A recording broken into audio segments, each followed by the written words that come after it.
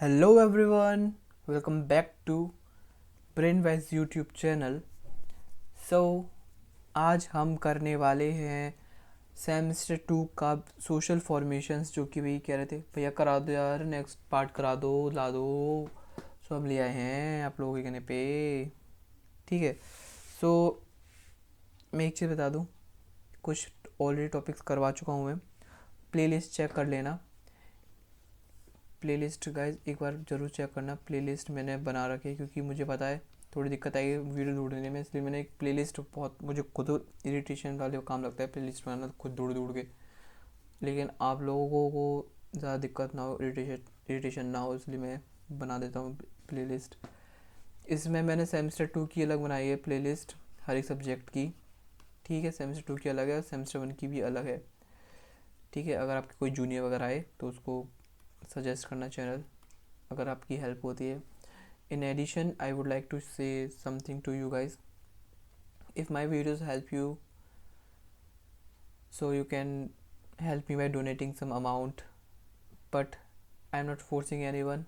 If you want by your heart, then you can, otherwise no need. ठीक है। अब आप पूछ रहे हो क्यों? For I am you know बहुत लोगों को पता है कि जो मेरा डिवाइस है थोड़ा काम नहीं कर रहा है, बहुत लैग करता है। लास्ट टाइम एग्ज़ाम्स के टाइम पे, आप लोगों के एग्ज़ाम्स के टाइम पे मैं नहीं कर पा रहा था कवर सारी चीज़ें टाइम से, क्योंकि ये बहुत ज़्यादा लैग करने लग गया था। बस इसी के लिए अगर कुछ होता है देन आई विल, छोड़ो समझ जाओ। आज हम जो करने वाले हैं, वैसे सोफो में क्या क्या करवा रखा है। एंशियंट ग्रीस के बारे में जो इंट्रोडक्शन है वो ऑलरेडी कवर करवा चुका हूँ। साथ ही साथ मैंने डेमोक्रेसी कैसे आई ये भी मैं करवा चुका हूँ। ठीक है, आप उसको चेक करना। और इस देखो, मैं अभी है ना सारी है ना ऐसे स्लाइड्स में से लिखवा लिखवा के पढ़ा रहा हूँ, जिससे कि आपको समझ में आ जाए, क्योंकि अभी एग्ज़ाम है नहीं है कल परसों में। और आप देख रहे हो कल परसों में, तो हाँ कल परसों में एग्ज़ाम है, तो मैं ये डाल रहा हूँ मार्च के फर्स्ट वीक में डाल रहा हूँ ये। तो ऐसा मत बोलना कि भैया हमारा तो कल परसों एग्ज़ाम है, तो वो भी मैं वीडियो डाल दूँगा चलते चलते अप्रैल मई तक। ठीक है। तो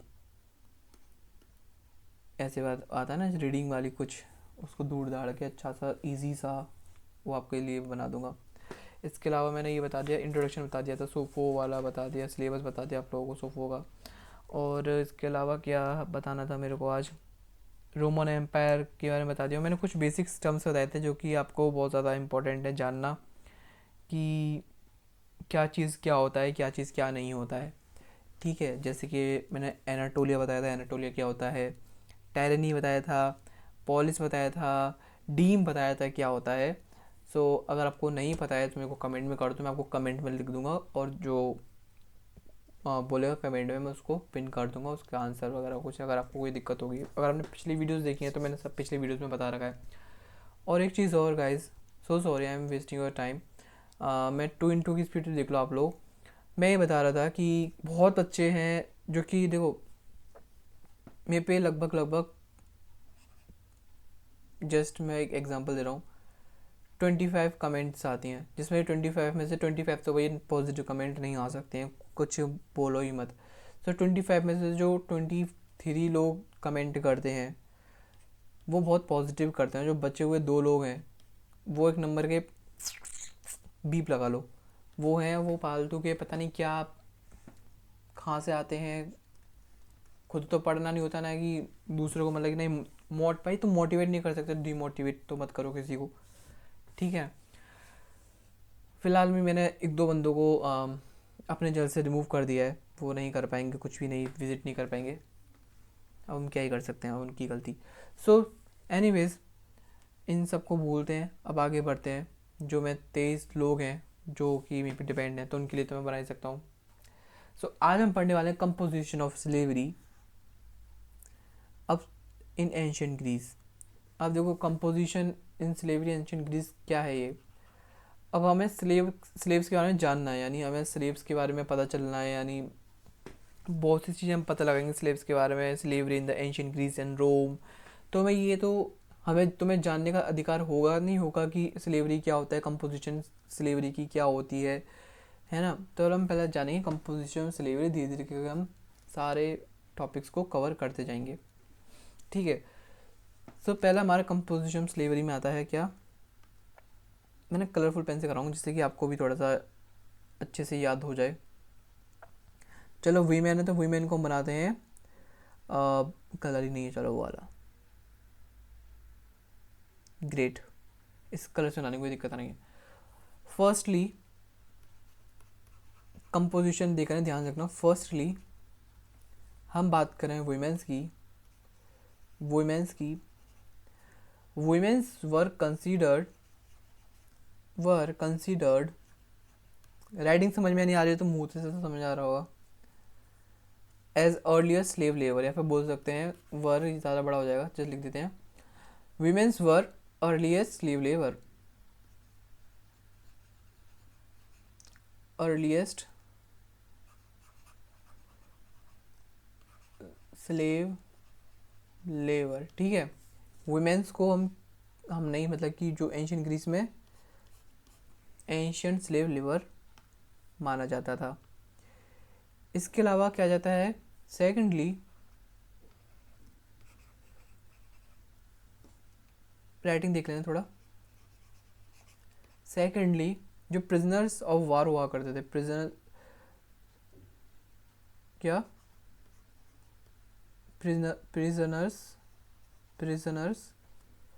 ऑफ वॉर। अब प्रिजनर्स ऑफ वॉर क्या होता है ये पता, ये चीज़ समझना आपको बहुत ज़रूरी है। वर बताऊंगा अभी मैं, were captured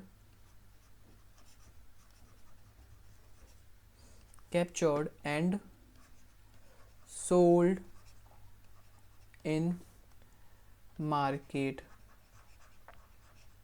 and their buying and selling is legal. जो प्रिजनर्स ऑफ वार होते हैं वो बेसिकली कौन होते हैं, वो लोग हुआ करते हैं जो कि प्रिजनर्स ऑफ वार वो लोग हुआ करते हैं जो कि वार में तो गए थे, लड़ने गए थे, अब हम जीत के आएंगे, लेकिन वो हार जाते हैं किसी रीज़न की वजह से। अब जो हार गए और उनको पकड़ के हम बंदी बना लेते हैं हमने, मतलब कि जो अपने अगर हिस्ट्री में देखा होगा, अभी हिस्ट्री के बच्चे तो हिस्ट्री में तो पता ही होगा, मतलब कि जब कोई युद्ध करने जाता है, दो टीम जाती हैं, एक टीम दो टीम, मतलब राजा दो किंगडम्स जाते हैं, तो एक किंगडम को जीत होती है और एक किंगडम की हार होती है। तो जो हार जाता है वो पकड़ा जाता है जो जीते हुए लोग हैं उनसे। यानी मेरे में और आप में लड़ाई हो रही है अभी तगड़ी, आपके दोस्त हैं मेरे दोस्त हैं तगड़े, आपके भी दोस्त हैं लेकिन तगड़े नहीं है, मेरे दोस्त ज़्यादा तगड़े हैं। तो मैं क्या करूँगा, आपको तो मैं काट के मार दूंगा, ठीक है, लेकिन जो आपके साथ वाले दोस्त हैं ना उनको मैं अपनी टीम में ले लूँगा जिससे कि मेरी टीम बड़ी हो जाए। लेकिन मैं ऐसे नहीं उनको सैनिक वैनिक नहीं, मैं उनको स्लेव बना दूंगा, ठीक है। वैसे समझ गए, ऐसा कोई दोस्त वोस्त ऐसा कुछ नहीं है, कोई रिलेशन नहीं, जस्ट आपको समझाने के लिए। प्रिजनर्स ऑफ वार वो होते हैं, ठीक है, वार के कैदी। इसके अलावा हमारा क्या आता है, थर्ड आता है हमारा कंपोजिशन। थर्डली अब ये कौन होते हैं हमारे, इंडेप्टर्स,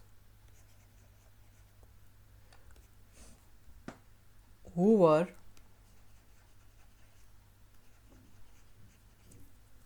unable to pay loan, who were unable to pay loan। अब वो लोग जो मतलब कि कर्जा तो ले लिया करते थे लेकिन कर्जा उतार नहीं पाते थे अपने आप से। अब एक कर्जा उतारोगे तो कुछ ना कुछ तो करना पड़ेगा, मानते हो नहीं मानते बात। तो वो क्या करते थे, ठीक है हमारे पास इतने पैसे नहीं लेकिन हाँ हम आपकी गुलामी कर लेंगे, तो वो स्लेव बन जाया करते थे। अब आता है हमारा क्या, टाइप्स ऑफ स्लेव लेवर्स। अब हमारा क्या आ जाता है, टाइप्स ऑफ स्लेव लेवर्स। हाँ वो नेक्स्ट स्लाइड पे बताऊँ, हाँ नेक्स्ट स्लाइड पे बताता हूँ, ज़्यादा अच्छा रहेगा। कंपोजिशन जान ली, 3 में डिवाइड रहता है, women, prisoners of war and indebtors, ठीक है, ये तीनों ही है ना, ठीक है जी, वेरी गुड। चलो ये चीज़ जान ली कंपोजिशन, इसमें भर देना पेज 1। इसके अलावा टाइप्स ऑफ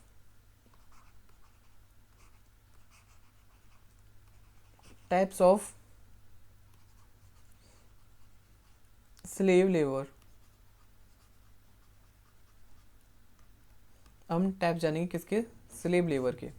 राइटिंग तो समझ में आ रही है गाइस, हाँ या ना तो बोल दिया करो यार कमेंट में, थोड़ा अप्रिशिएशन दे दिया करो, राइटिंग अच्छी है फिर बेकार है, उसी के हिसाब से मैं चेंज करूँ या फिर कॉन्स्टेंटली ऐसे रहने दूँ। अब देखो पहला होता है हमारा क्या टाइप, क्या होता है, हेलो ट्री, जो भी आप उसको बोलो हेलो ट्री। अब ये क्या होता है basically, which basically means, which basically represented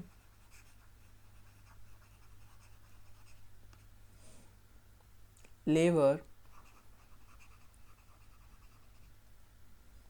collectively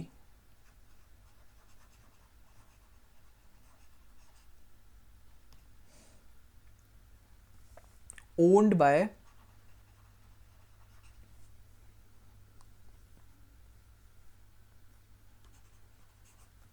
community। Guys इसे इजी लैंग्वेज में मैं आपको नहीं लिखवा सकता, नहीं बता सकता, ठीक है। वो एक लेबर होते हैं जो कि एक कम्युनिटी उनको ओन करती है, ठीक, उनको हेलो ट्री बोलते हैं। डार्क एज में क्या हुआ करता था, हम डार्क एज में चलते हैं वापस। इन डार्क एज पहले हमने क्या करा है, हेलो ट्री, यानी पहला नंबर एक है हेलो ट्री, क्या है एक उस पर लाइन पे आ रहा है बताओ, अरे यार यहाँ पे लगता है एक, पहला था हमारा हेलो ट्री। हेलो ट्री में जान लिया कौन होता है, एक ऐसे ग्रुप ऑफ लेबर्स होते हैं जो कि कम्युनिटी ओन करती है। डार्क एज में क्या हुआ था, होता था, या फिर क्या हुआ था, क्या होता था, स्पार्टा ने, स्पार्टा पढ़ रहे हो ना, वही तो पढ़ रहे हो, स्पार्टा के बारे में तो पढ़ रहे हो, स्पार्टा, एथेंस, ग्रीस, रोम। स्पार्टा ने एनेक्स कर लिया था, एनेक्स मतलब पता है क्या, क्या होता है एनेक्स, यानी कब्जे में ले लिया था अपने पार्ट ऑफ, नाम सुना है इसका कभी, पेलोपोनीस।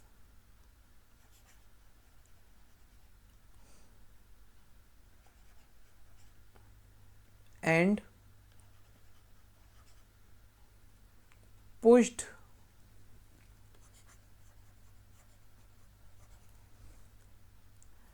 entire population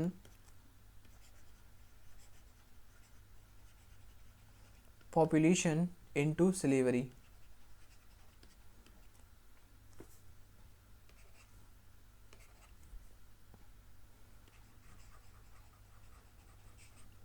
ठीक है, स्पार्टा ने एनेक्स कर लिया था एक पार्ट फिलीपींस का, फेलोपोनिस का, सॉरी पेलोपोनिस का, और उसकी जितनी भी पॉपुलेशन थी उसको सब को डाल दिया स्लेवरी में, वो स्लेव बन गए। अभी जो स्लेवरी वाला कॉन्सेप्ट था,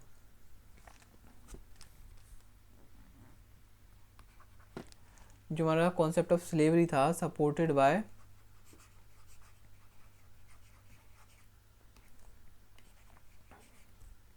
स्टेट, स्टेट उसको सपोर्ट करता था। इसके अलावा क्या, इसके अलावा जो अलॉटमेंट ऑफ हेलोट्स था, helotry is a type of slave labour, लेकिन हेलोट्स आर द स्लेव्स, ठीक है। द दा है, ठीक है, द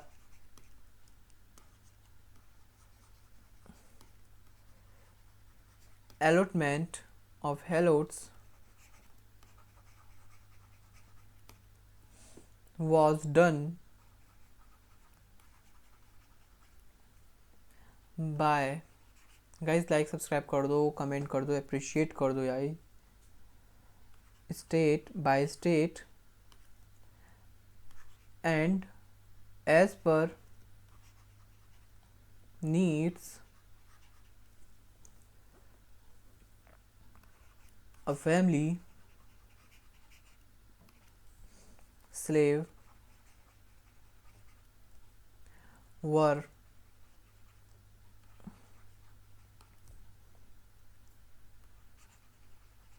assigned to them.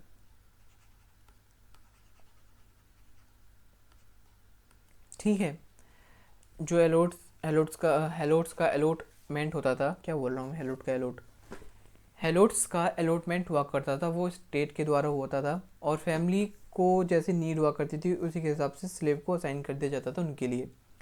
हमारे दूसरे टाइप क्या आ जाते हैं हमारे, दूसरे टाइप दूसरी पेन से, दूसरे टाइप है हमारे कौन, इंडिविजुअल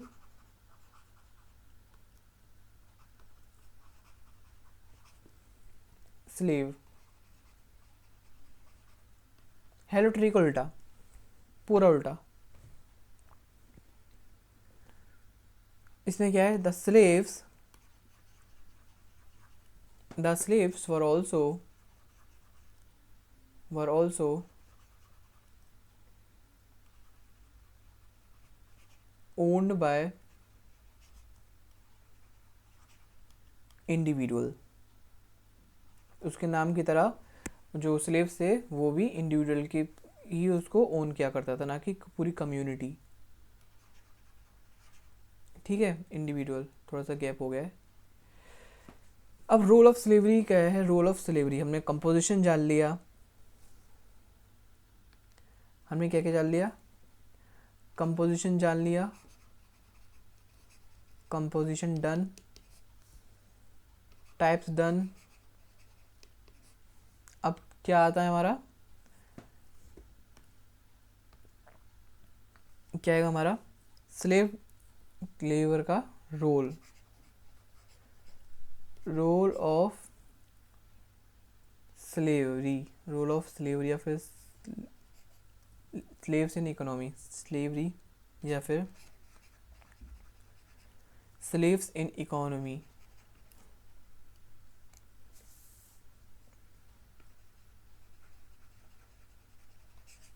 ठीक है, अब क्या होता था, बस ये लास्ट टॉपिक है, फिर वीडियो ख़त्म हो जाएगी। अब देखो, हाँ जी, कलर चेंज कर लूँ थोड़ा सा, हाँ, जिससे कि आपको कन्फ्यूजन ना हो।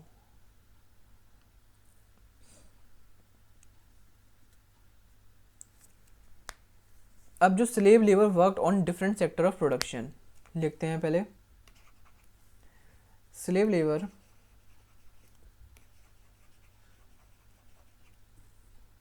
worked on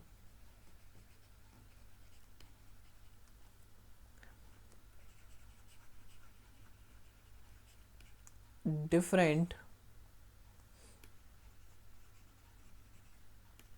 sectors of production।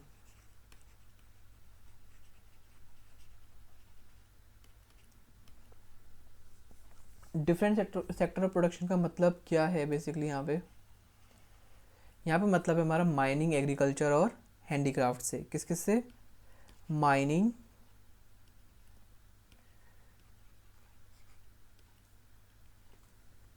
Agriculture and handicraft.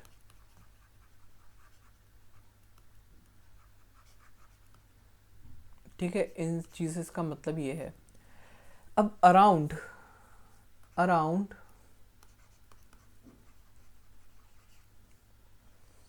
60,000 to 1,10,000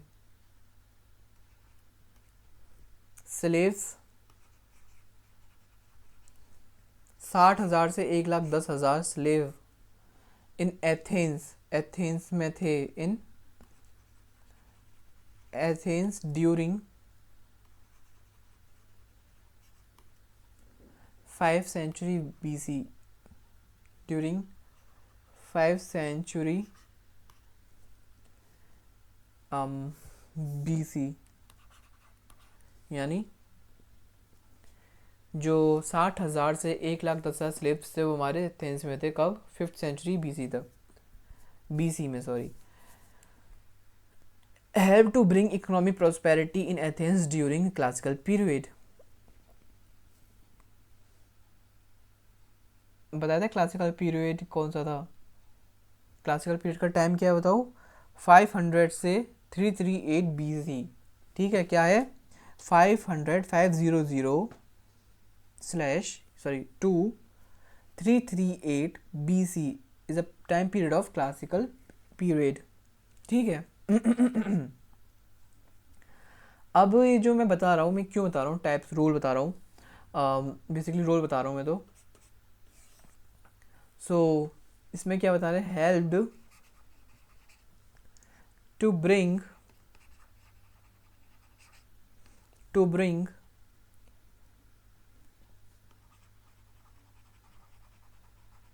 economic prosperity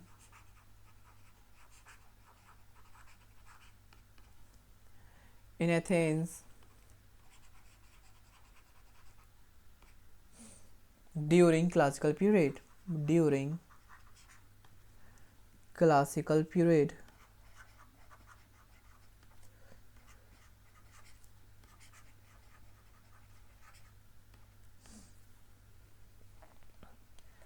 अब भाई क्लासिकल पीरियड में इतना प्रोस्पेरिटी करते थे वो, उसके बाद भी इन लोगों की जो कंडीशन थी अच्छी तो होगी नहीं, ये तो आप सभी को पता चल गया होगा. कैसी कंडीशन थी? मिजरेबल कंडीशन थी स्लेव्स की.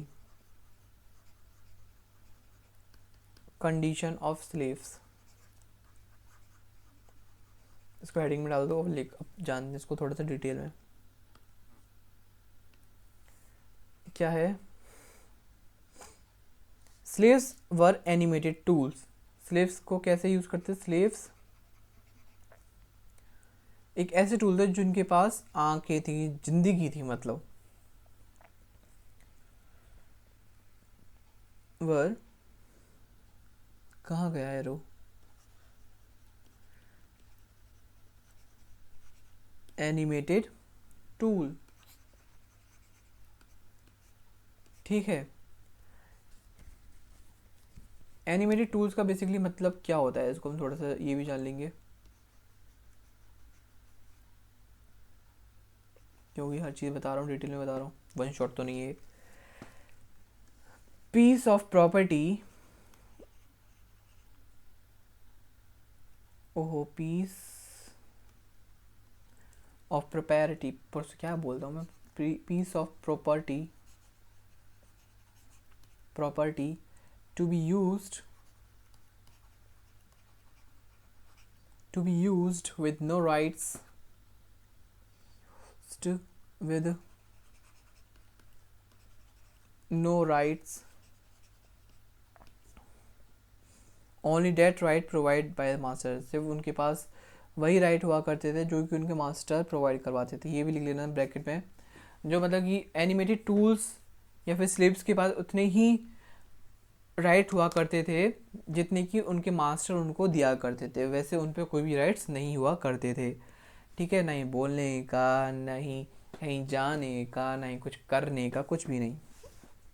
इवन उनको अपनी फैमिली भी बढ़ाने का कोई भी राइट नहीं था. फैमिली बढ़ाने का मतलब शादी करने का कोई भी वो नहीं था. और शादी कर भी लेते थे तो वो है ना, बच्चे पैदा नहीं करते थे, क्योंकि उनको पता था कि बच्चे पैदा करेंगे तो हमारे बच्चे भी स्लेवरी ही में ही जाएंगे, और कौन ही चाहेगा कि उसका बच्चा स्लेव बने सर. ठीक है. So anyways didn't have their own names. Even उनके पास खुद के नाम भी नहीं हुआ करते थे, सिर्फ वही नाम हुआ करते थे जो कि मास्टर उनको प्रोवाइड करते थे. ठीक है. तो इसके ब्रैकेट में आप लिख लेना, क्या लिखना है ब्रैकेट में आपको इधर साइड जो मैं बोल रहा हूँ वो, only that rights which was provided by masters. ठीक है. इसके अलावा उनके पास डिडंट हैव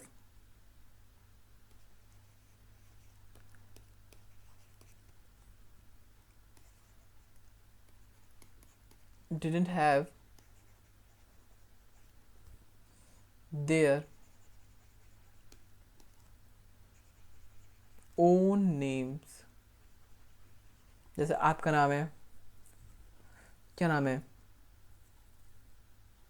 किसी का नाम आर्यन है, किसी का नाम उम, शीतल है, किसी का नाम गरिमा है, किसी का नाम आरती है, किसी का नाम पूजा है, पूजा जी, समझ रहे हो ना?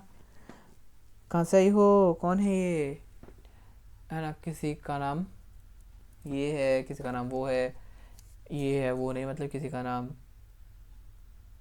कुछ है, तो सबका अपना अपना नाम है, ठीक है। अब एक का नाम मेरे टेलीग्राम चैनल पे नाम उसका है, पता है क्या? उसका नाम है ये डॉट, उसको हम डॉट के नाम से बुलाते हैं। बुलाते नहीं, जस्ट कोई भी बात होती है डॉट करके मेंशन करना होता है उसको। Didn't have their own name, उसके पास कोई भी अपना नाम नहीं हुआ करता था, सिर्फ नाम वही हुआ करते जो कि प्रोवाइड किए जाते थे बाय देयर मास्टर्स। ये यहाँ पे ब्रैकेट में लिख लेना कि वही नाम हुआ करते जो कि उनके मास्टर उनको प्रोवाइड करते थे, ठीक। इसके अलावा रेड कलर ही ले लेता हूँ क्योंकि बहुत ज़्यादा दिक्कत हो रही है ढूंढने में। They were not allowed to marry, ओहो देखो आगे यहीं पे मैं सोच रहा था नहीं है शायद। They were not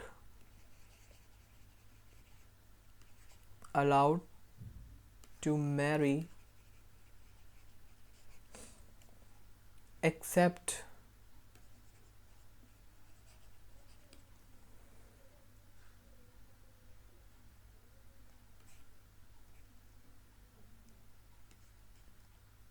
the helots, but their children will also slaves helots. सिर्फ जो हेलोट्स हुआ करते थे उनको एक शादी का अधिकार था कि हाँ भाई वो शादी कर सकते हैं, बाकी जो स्लेव इनके अलावा थे वो शादी नहीं कर सकते थे। और इनके जो बच्चे होंगे वो भी स्लेव्स बनेंगे, सीधी सी बात है, अगर होंगे तो। अगर नहीं होंगे तो अपनी ज़िंदगी जिएंगे आराम से। बच्चे कैसे जिएंगे मुझे क्या पता, कैसे जिएंगे, बच्चे नहीं होंगे तो जिएंगे कैसे। हाँ जी। Only household servants, only household servants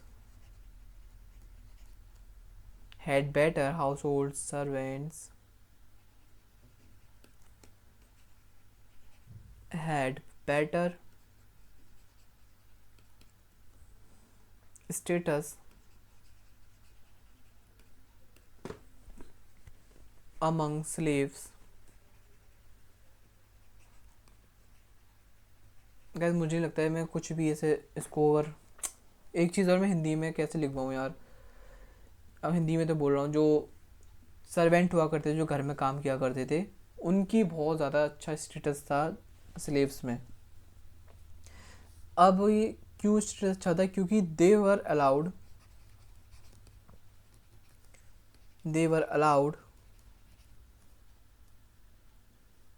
to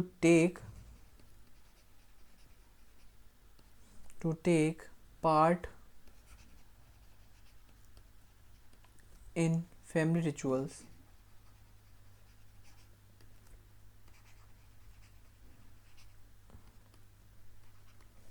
इसके अलावा mining slave labour were most unfortunate because inhuman conditions. अब यही हमारी लास्ट लाइन जो है वो है हमारी ये, जो माइनिंग हुआ करती ना स्लेव लेबर की, जो स्पेशली जो माइनिंग किया करते थे ना, जो स्लेव लेबर्स देखो, जो स्लेव लेबर माइनिंग किया करते थे उनकी जो कंडीशन हुआ करती थी वर बहुत ज़्यादा इनह्यूमन कंडीशन हुआ करती थी। उसी के चलते वो बहुत ज़्यादा बदनसीब माने जाते थे, यानी वर मोस्ट अनफॉर्चुनेट